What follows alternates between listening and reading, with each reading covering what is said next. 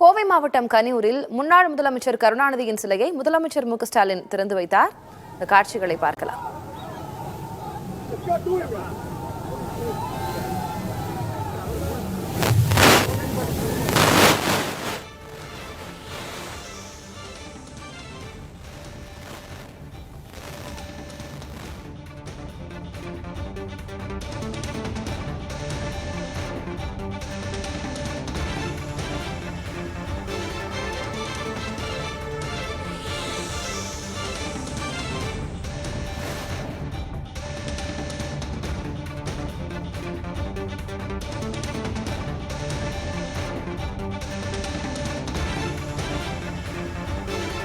கோவையில் தமிழ் புதல்வன் திட்டத்தை தொடக்கி வைத்திருந்தார் முதலமைச்சர் மு.க.ஸ்டாலின். இன்று காலையில் அதேபோல உக்கடம் பாலத்தையும் மக்களுக்கு அர்ப்பணித்தார். அதனைத் தொடர்ந்து கோவை கனியூரில் முன்னாள் முதல்வர் கருணாநிதியின் சிலையை முதலமைச்சர் மு.க.ஸ்டாலின் தற்போது திறந்து வைத்திருக்கிறார். காட்சிகளை நேரலையாக பார்க்கிறோம்.